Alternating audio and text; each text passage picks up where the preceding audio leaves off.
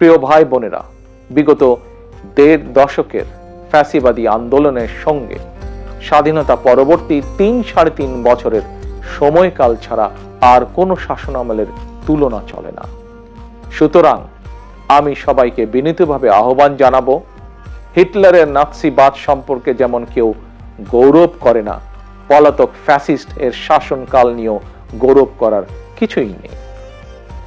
ডাকাতি করে কিছু সম্পদ চ্যারিটি করলেও জনগণের চোখে ডাকাত যেমন গ্রহণযোগ্য নয়, তেমনি অন্তর্বর্তীকালীন সরকারের ব্যর্থতা খুঁজতে গিয়ে কৌশলে পলাতক ফ্যাসিস্টদের পক্ষে সাফাই গাওয়াও তেমন গ্রহণযোগ্য হতে পারে না। যারা কৌশলে ফ্যাসিবাদী শাসনের সঙ্গে বর্তমান অন্তর্বর্তীকালীন সরকারের তুলনা করতে চান, তাদেরকে স্মরণ করিয়ে দিয়ে বলতে চাই, ৫ই আগস্ট বাংলাদেশে যা ঘটেছে এটি শুধু বাংলাদেশ নয়, বিশ্বের ইতিহাসেও মনে হয় নজিরবিহীন।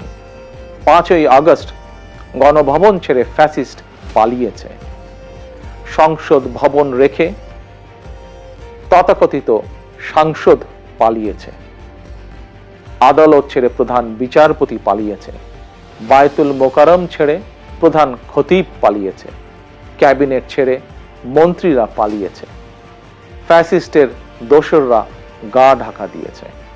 তবে উদ্বেগের বিষয় হচ্ছে, পলাতক এই ফ্যাসিস্টের চক্রের মনে এখনো কোনো অনুতাপ, অনুশোচনা নেই।